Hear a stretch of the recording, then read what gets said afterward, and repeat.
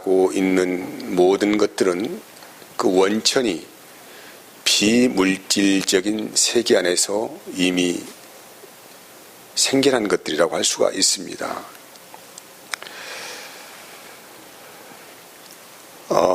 그러면은 이 보이지 않는 이 비물질의 세계는 어떻게 존재하고 있을까요라고 질문을 해보면은 우리가 세상의 이론으로는 이걸 답할 수 없고 하나님 말씀의 스무고개를 넘어보면은 스스로 계시는 그 하나님을 통하여 시작되었고 그 열매로 나타났다, 이렇게 성경이 말을 하고 있습니다.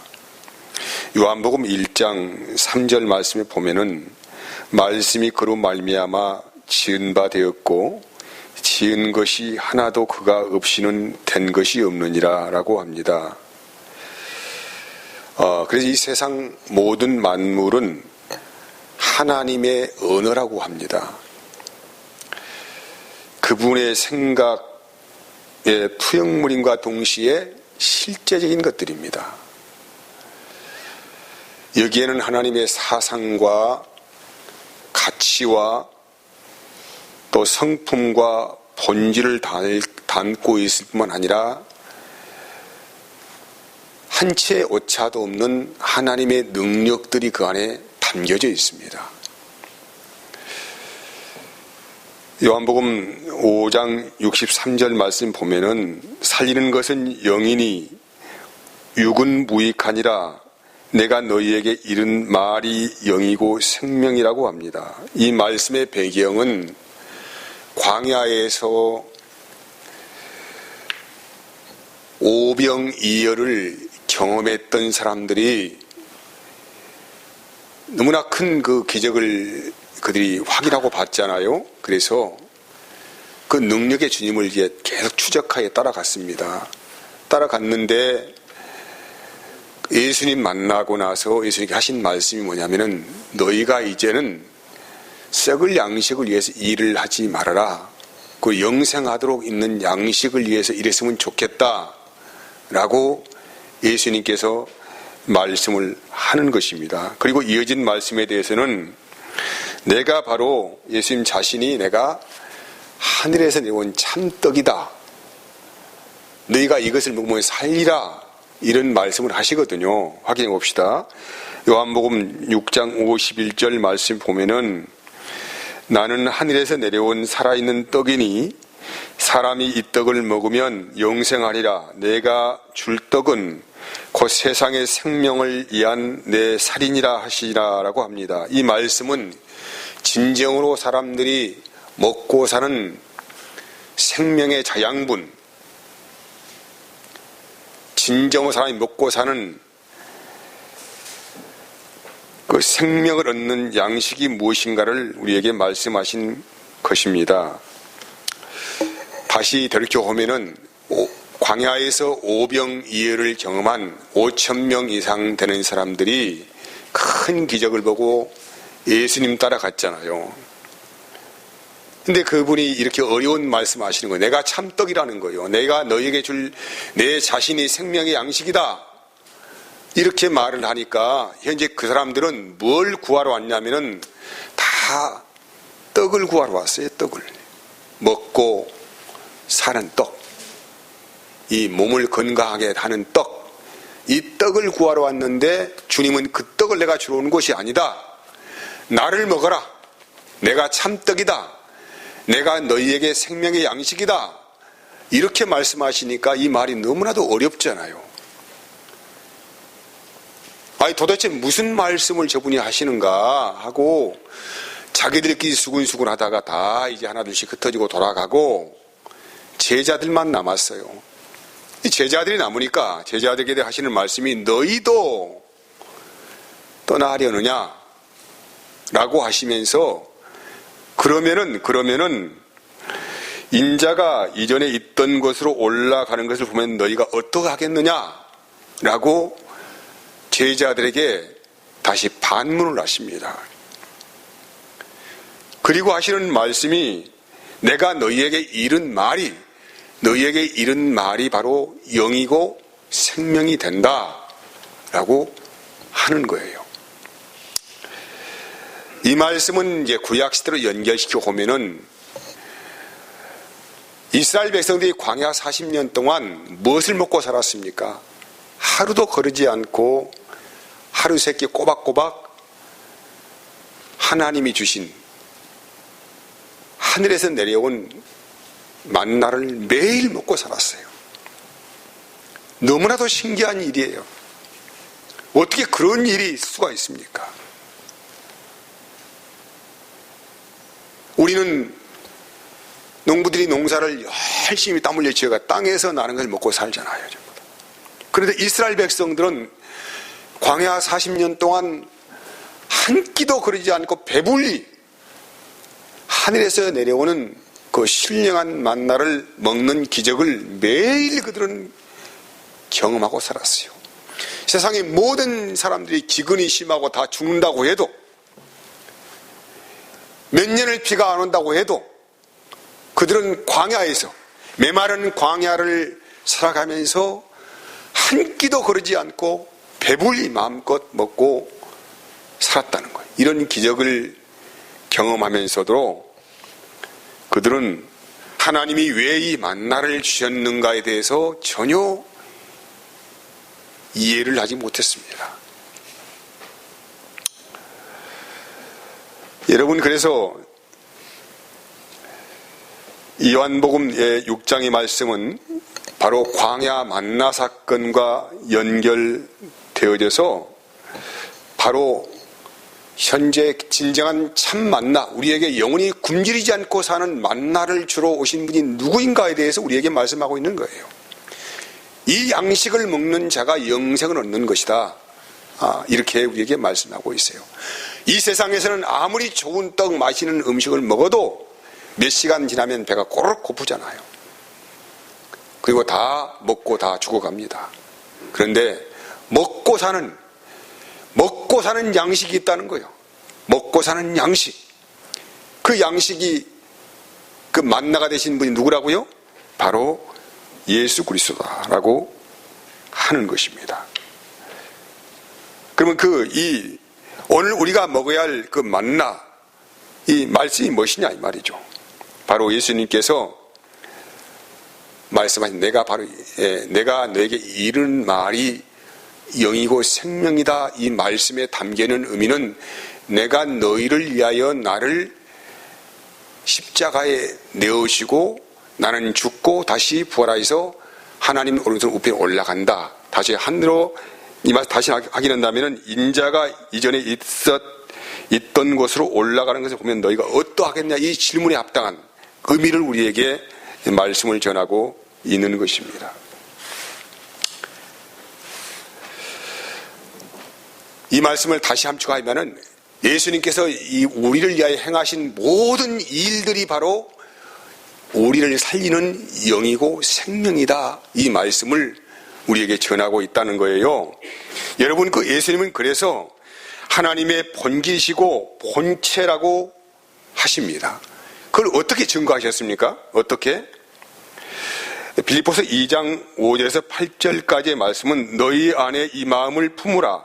곧 그리스도 예수의 마음이니 그는 근본 하나님의 본체시니 하나님과 동등됨을 취할 것을 여기지 아니하시고 오히려 자기를 비워서 종의 형체를 가지사 사람들과 같이 되셨고 사람의 모양으로 나타나사 자기를 낮추시고 죽기까지 복종하셨으니 곧 십자가의 죽으심이라고 말씀했어요.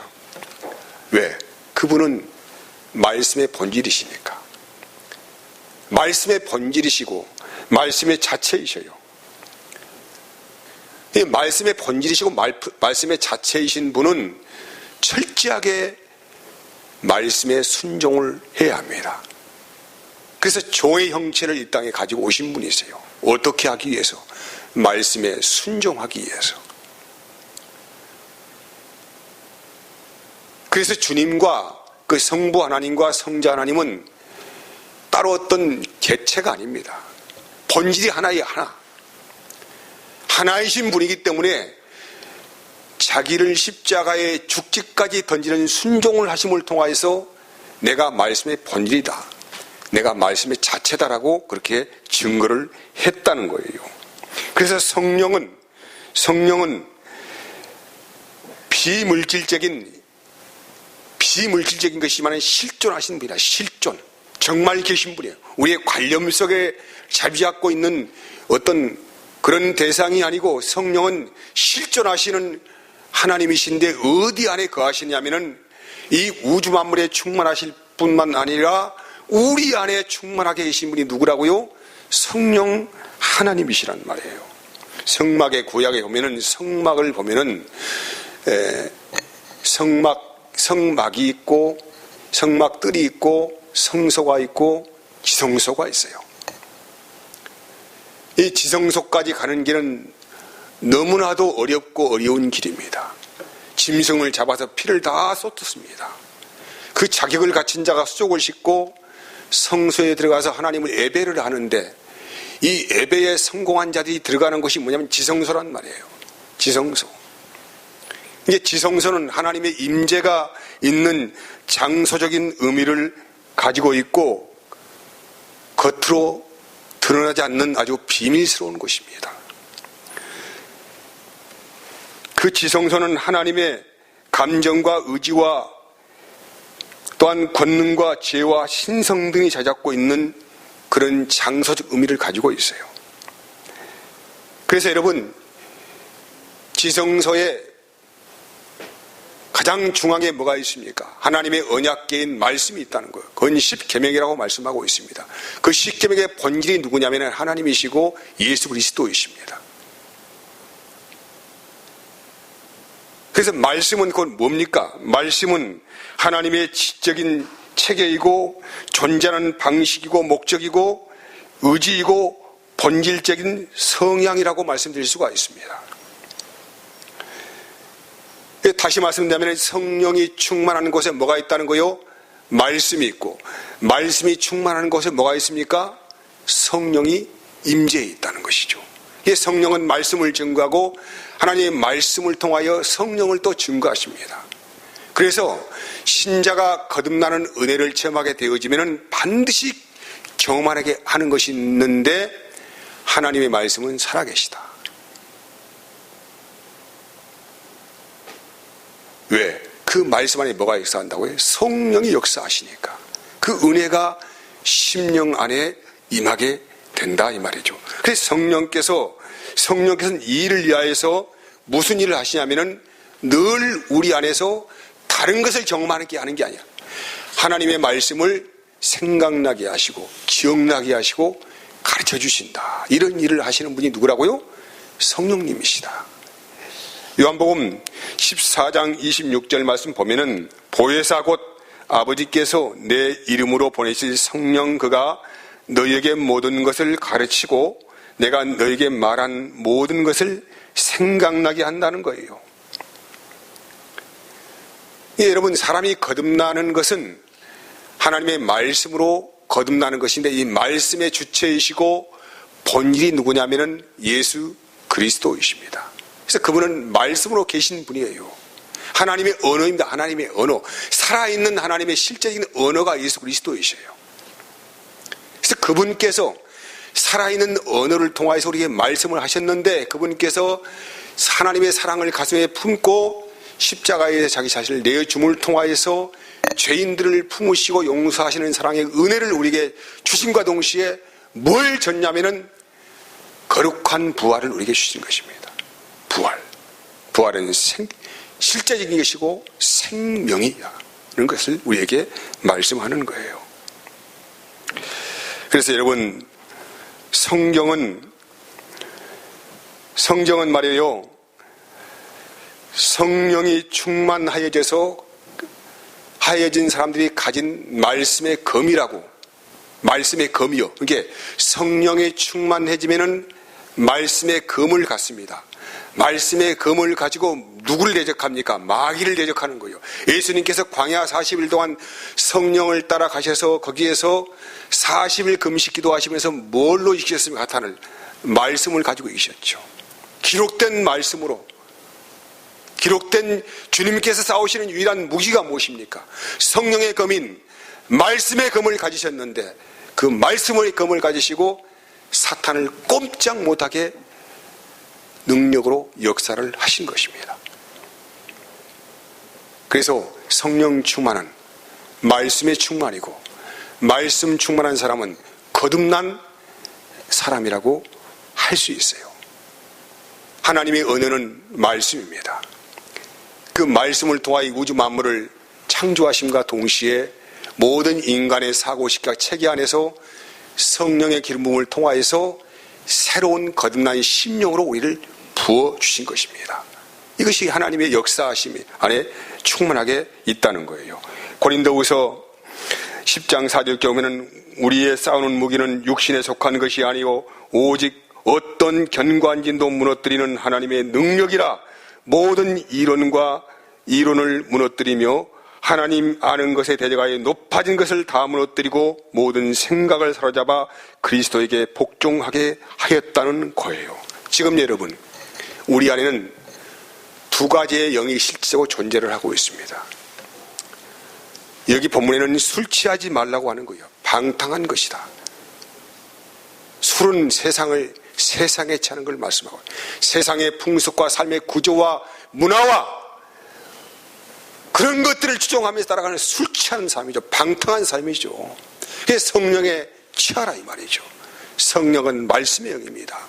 말씀에 취하여 살면은 생명을 얻고 세상에 취하여 살면은 사망만이 있다라는 것을 우리에게 그렇게 말씀을 하는 것이죠. 세상에 취하면은 자기 이론이 있습니다. 자기의 생각이 있습니다. 자기의 사고의식이 있습니다. 이 높아진 것을 가지고 이 이론을 가지고 자꾸 하나님을 대적하여 싸우려 한다는 거예요. 다시 읽어드립니다. 우리의 싸우는 무기는 육신에 속한 것이 아니라는 것입니다. 오직 어떠한 견고한 진도 무너뜨리는 하나님의 능력이라 모든 이론을 무너뜨리며 하나님을 아는 것을 대적하여 높아진 것을 다 무너뜨리고 모든 생각을 사로잡아 그리스도에게 복종을 하는 거예요.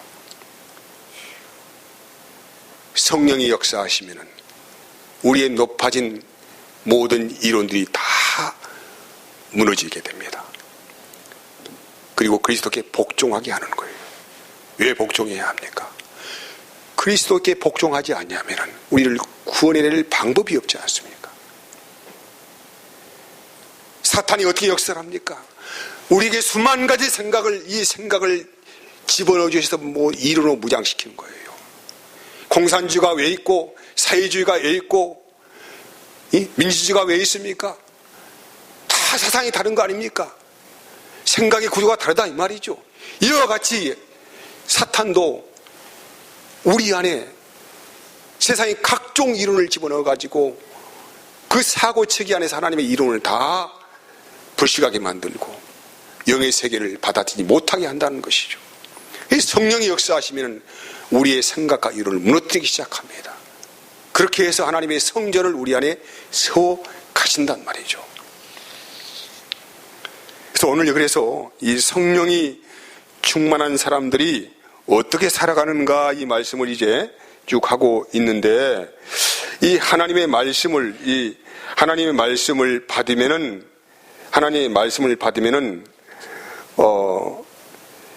19절 쭉 읽어보면은 시와 찬미와 신령한 노래들로 서로 화답을 한다 이 말씀이죠.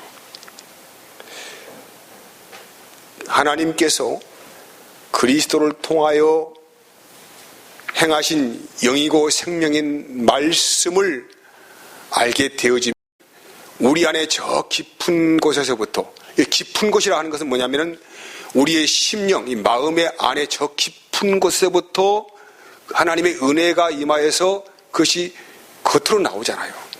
그것이 나오는 게 노래가 되고 시가 되고 찬송이 되는 것입니다.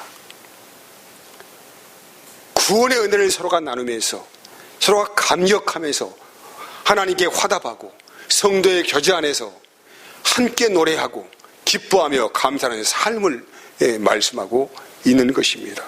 요한계시록 15장 3절 4절 말씀 보면은 하나님의 종 모세의 노래 어린 양의 노래를 불러 이르되 주 하나님 곧 전능하신 이시여 하시는 일이 크고 놀라우시도다.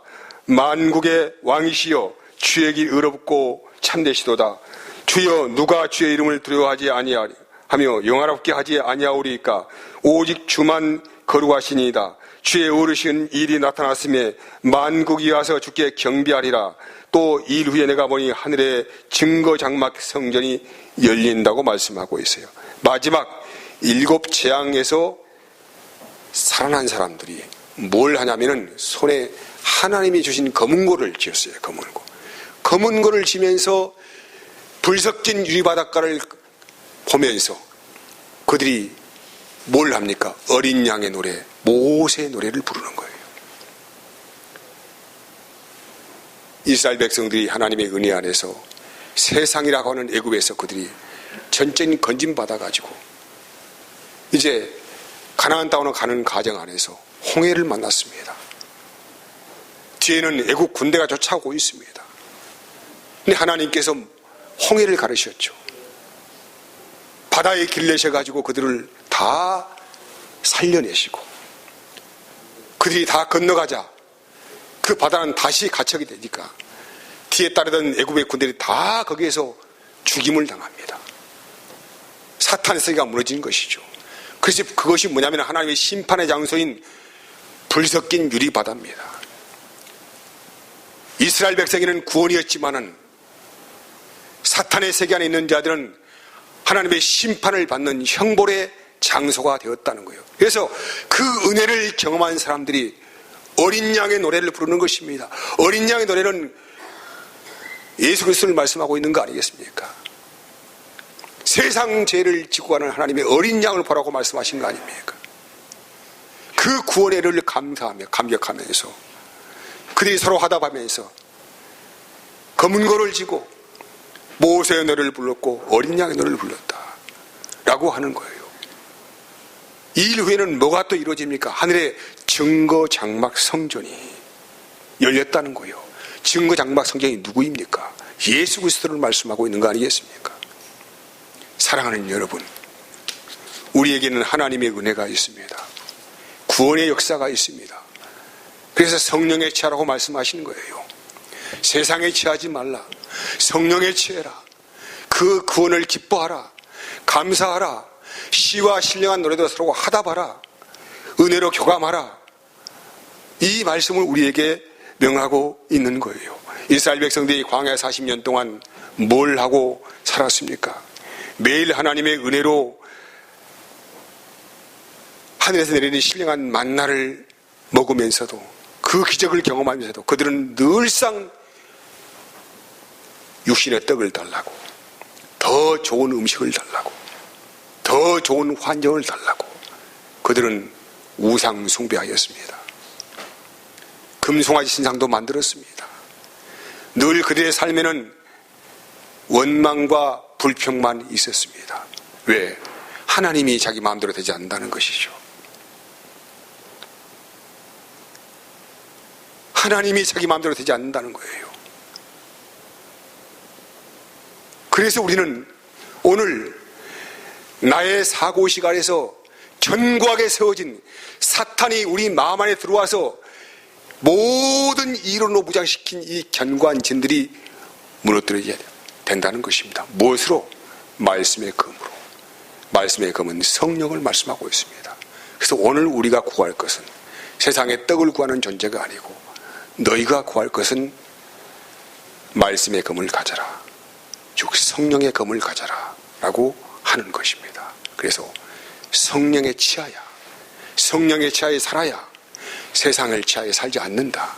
그 은혜가 너에게 임하기를 내가 원한다. 이런 말씀을 우리에게 요구를 하고 있는 것입니다.